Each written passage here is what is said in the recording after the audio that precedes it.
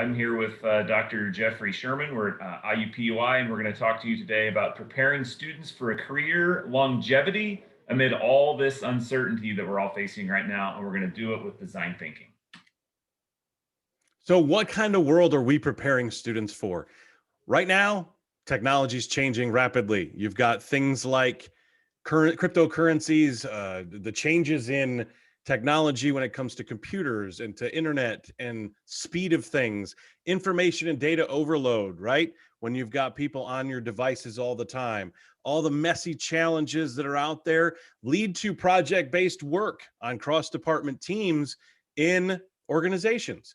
We're looking at flexible work at home environment. So we're talking remote work now, regular job and career changes for people, that unknown new normal, right? As well as what's happening post COVID. So, in addition to that, we have this geopolitical climate where the divided opinions among people kind of change things in society. And we as people expect high quality experiences. So, our students need to be prepared for just about anything because nothing's going to be the same within the next 5 years. So, what are employers saying? So, in my experiences in the industry, and I think Dr. Pierce would agree, students need to have a growth mindset. They need to understand that feedback and constructive criticism is how they're going to grow, and how they it's not just about based on their talent. It's about their ability and willingness to grow. Creativity, one of the top 3 of 2020 in organizations as far as what they need from people is being creative. Innovation. What is innovation? Well, it's coming up with something new, original, unique, and of course, creative. Communication skills and storytelling, the ability to relate something to a person as well as a situation. Critical thinking, a way to fight through situations and really think through them. That EQ, emotional intelligence, that's one of the things that people talk about today. How do you relate to people? Do you have that emotional intelligence? And then being able to envision the future, storytelling, collaborating at the highest level, and using tools that are just unique human traits that can't be replicated by robots. We have emotions. All right, so this creates a pretty significant challenge laid out in front of us, right? So, we believe that we need to adjust our pedagogy at times to meet the needs of industry amidst all of this uncertainty and change. And so, our question for you, and that we've been grappling with here over the last couple of years, is how do we create optimistic, empathetic, and creative students who can solve complex challenges of the future? I mean, at the end of the day, that's why we're going into work every day. So we're looking at leading the next generation of sports innovators. That really requires faculty to ultimately challenge the traditional norms in not just sport management education, but in higher education in general. And it's one thing to want to do that, but we believe that design thinking is going to provide you the framework to actually do that. So this presentation argues that we've got to reimagine the way we prepare students to think about longevity in their career, looking well past that entry-level job, and to do that by infusing them with a growth mindset. So we'll explain to you today how design thinking can arm students with a mindset and a method that will help them be leaders and creative problem solvers instead of people that can just follow the trends lagging behind the time. Dr. Sherman, mentioned earlier that people are at this, we all expect these, high quality experiences. That's a clear trend and a demand of users and consumers. And so design thinking is a great framework to work out of, because ultimately people are at the center of experiences. And at the core of sport management ultimately is that we are designing products, services, and experiences that people are going to find useful, usable, and desirable. And so there's been, kind of an evolution over time. So this is a little bit, I guess, philosophical in some ways, but prior to the Industrial Revolution, most everything that people consumed was human-centered. right? So, if you wanted a gun, you were going to go to the gunsmith and they were going to measure you for exactly the right gun. If you needed shoes, you were going to have them custom made by the cobbler in your town. And people really participated in the creation of their services, their goods, in their experiences. And then, of course, we have the Industrial Revolution, which moves it all the way in the other direction, where it creates a passive consumer society that really disconnects the producer from the consumer. You don't know who is making your shoes, and they're made at mass and at scale, right? So efficiency and quality increased, while customization and personalization decreased. And then, we have rapid changes in technology in the 80s and 90s, fueled predominantly by the internet and personal computers. And these rapid changes in technology and communication really allow people, once again, to be active in the creation of the products and services that they experience. So, think about, Nike Freestyle, right? Nike ID with your shoes, right? You now have through your phone, right? You can customize exactly the shoe that Nike is going to send you, rather than just crossing your fingers that they're going to mass produce the one that you want, right? So because of that, then human-centered design as a mindset, really starts to take hold in businesses. So design thinking, also we interchangeably use human-centered design, is used by all the mega brands, right? Apple, Google, Samsung, Airbnb, Uber, whatever the big brands are, they have invested heavily in design thinking to create high quality user experiences. And so, really, we do that. We're really doing the same thing in sport with experiences. So sport organizations and event producers, we argue, should apply the same framework to create high quality visitor or fan experiences. Again, because at the core, what we are trying to do is to get students to create experiences that people will value and want to repeat.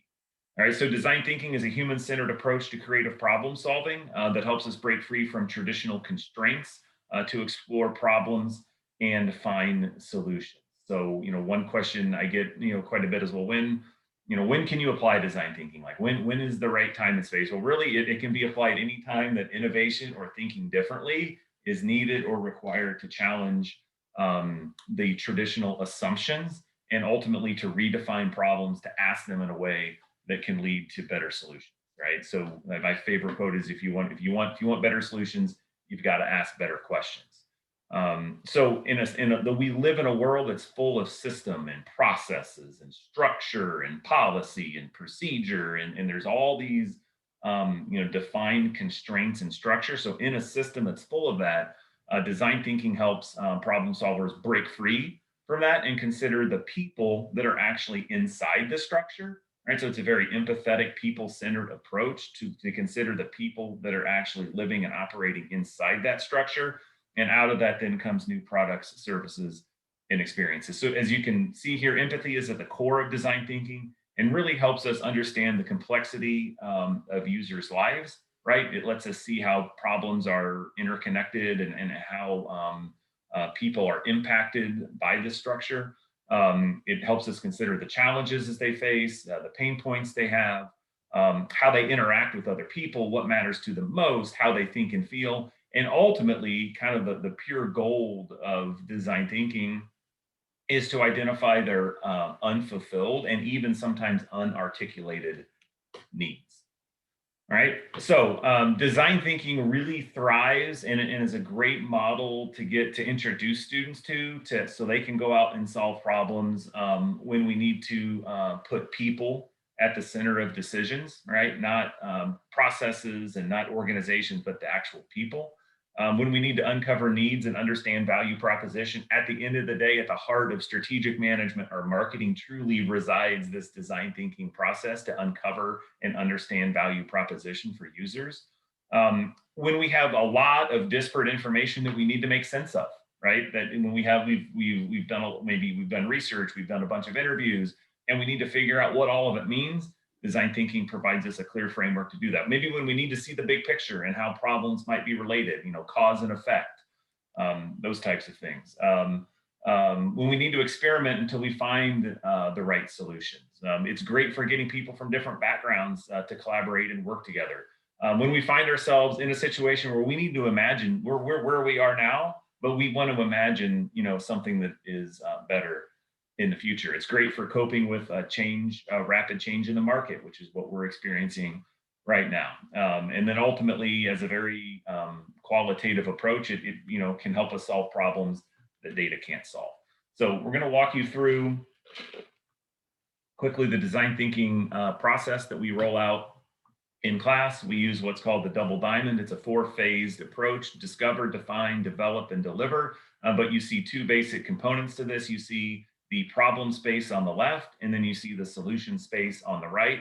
And it's comprised of these 2 diamonds, right? So divergent thinking means going wide to consider lots of information or options.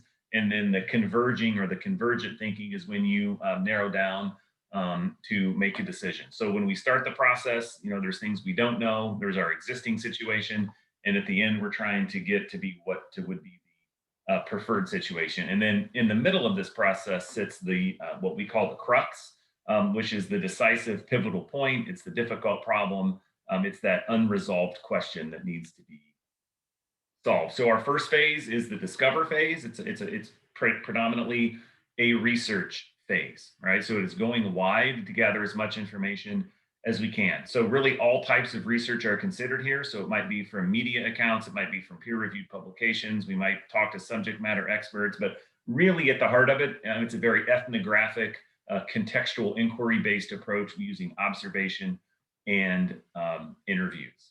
And here we get students to really, question with curiosity. So ultimately, you have a growth mindset, but B, if students don't want to question things, then this is not going to be the favorite method they've ever used. But there's things that we can do to get them to question with curiosity through observation and interviews. The second phase is the define phase. We might also call this the synthesis phase. And this is where there's a ton of tools. Obviously, in 15 minutes, we don't have time to go through all these, but I call them empathy tools, right? So this is really to understand the user and understand the problem. So we might create personas, we might create journey maps, we might create empathy maps. We do problem trees in class a lot. And then ultimately students go through a process that you facilitate in class where they kind of identify themes. They write headline statements, they understand how problems are interrelated, they develop insights, so a unique insight into what's going on. And then ultimately we end with what's called a statement starter or a how might we question that really helps students reframe the problem, leading into the third phase, which is the ideation phase. And so there's a very structured process that you can walk students through to get them to generate many, many different diverse ideas. And ultimately then converge again in the final phase, what we maybe call the implementation phase, where students are iterating, they're learning, they're taking constructive feedback. Maybe they're building a prototype, they're taking that prototype out to users. Users give them feedback, they go back and they revise. So the whole mindset here is to fail fast, right? Figure out what's not going to work, get that user feedback, and then ultimately we end the semester, with a pitch where they're articulating their idea to industry. Yeah. So you might be thinking, how does this help students, right? How can we help students here? Well, curiosity is a big deal. And we need to teach students how to question with curiosity, not just ask questions for the sake of asking questions. Instead, actually be curious about the subject, empathize with users or even other people, understanding other people's situations, being able to stand in their shoes, being able to really see from a different perspective, embrace that ambiguity. When you get to that point where everything is separating and diverging from one another, you've got to embrace that ambiguity and say, hey, we've got to put all this together. And that's what we're trying to teach students to do, is bring all that together, because it is a jumbled mess. And we like to say the phrase in class, embrace the mess. And that ambiguity is critical here, right? We have to be able to do that. Be open-minded and flexible. All too often students come into the classroom and they're focused on, I need to get this to be able to put it on an exam. And instead opening their mind to ideas and to new thought and to other people's positions on things and that flexibility. A lot of them don't have that flexibility. Well, we're trying to open their minds to that. Teaching them to possess creative confidence. And too many students don't think they're creative. And in reality, this opens their mind to be able to have that confidence to say, this is my idea. I created it. This is fantastic. And like Dave said, the fail fast and iterate. I have had students that have looked at me and said, this isn't going to work. And I've said, so fix it. And the point is that we want them to fail, or not fail in class, but fail in an idea. And if their idea doesn't work, okay, let's go back to the drawing board. And it teaches them to go back to the drawing board to become better storytellers. So comparing design thinking to traditional problem solving, it's pretty simple. The traditional, well, you prove one right answer. In design thinking, you're experimenting toward a better answer, right? One way is the right way. Well, in this case, we're saying there might be 72 right ways, not just one. Find the right answer. Instead, we want them to ask the right questions. Talk about an idea. Well, show us the idea. Don't tell us the idea. Don't talk about it. Show it to us. Physically show it to us on a prototype. Design solutions for customers. Instead, let's design solutions with users instead of for them. Research online is the traditional. Well, now we're trying to teach our students to go out in the field and empathize. Market research, that's critical. Surveys, user research, right? Focus on data is the traditional approach. Well, understand users' needs based on what they're telling you. What are they telling you about their experience with a product? Find the facts. Traditional means go find those facts. And instead, that design thinking approach is understand the feelings, right? Understand the emotion, understand their experiences. Defend one piece of quantitative data. That's the traditional thinking. Instead, what we're trying to teach them is make sense of complex variables, because interviews aren't going to be the same. Observations are not going to be the same. They're going to be different with every person you look at and talk to. So you have to make sense of what everyone is saying when you're asking the right questions. Work in silos, that one, we're tunnel vision. Instead, we've got 4 or 5 or 3 in some cases, students working collaboratively. They learn how to do it. Scared to make a single mistake? Traditional thinking, we don't want to fail, right? We don't want to make a mistake. Well, we're encouraging it, right? Fail fast, fail often. And we'll talk to you more about it. So how do we implement it? How are we doing this? Well, we've adopted a scaffolded approach. It starts with my introduction to sport management class, 211, S211. And then it leads to my strategic management class. And how do I do it in intro? Well, in the intro class, it's just a brief introduction into the process.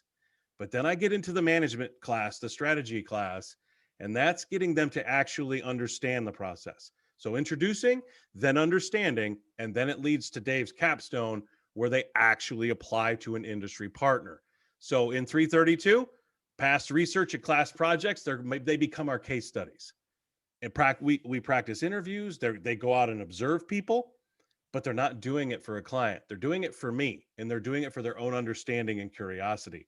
In the capstone, it's a full-on process where they actually work with a partner and give something back to a partner like a Grand Park or a Lucas Oil Raceway, right? And then, of course, we provide innovation sprints. And this is one of the best experiences students can get, right? Fan experience projects with the Indiana Pacers. Same thing with the Indianapolis Colts sometimes. Fair Oaks Farms. We've done stuff with that, with innovation sprints there. And then the big one came this year with the NCAA Fan Jam experience for the Final Four. And so kind of a peek then behind the types of projects that we've done. I've done 2 different types of projects. One would be early on, I predominantly did client-based projects where we have a specific industry partner. So we looked at enhancing the visitor experience at a youth sport complex. We did Grand Park and Pacers Athletic Center. We looked at the racer or the weekend warrior experience at an NHRA racetrack at Lucas Oil Raceway. We worked with USF Real, a youth soccer club, at member recruitment and retention. We redesigned and partnered with the interior design program and had students work interdisciplinarily to redesign an entry lobby space at a 200,000 square foot sport entertainment complex. Then we also looked at enhancing, reimagining the volunteer experience for the Indiana Sports Corporation. And then more recently, I've done what I would call industry problem space projects, where we have key stakeholders, but not necessarily specific clients we're pitching the ideas back to. So this is where we did the national shortage of sports officials, recruitment and retention. of sports officials. We reimagined the entry-level inside ticket sales experience this semester. And then in the fall of 20, we looked at reimagining the sports broadcast experience. So you can kind of take it two different ways. You can have a specific client, or you can have like a stakeholder or industry problem space approach. If you're interested in some next steps, feel free to reach out. We've got two publications, one in SMED and one upcoming here in case studies in sport management. That would be good to kind of orient you to this design thinking process. And launching in the fall, we'll also have a full suite of micro learning course materials available for you to use in your classroom on the field experience platform.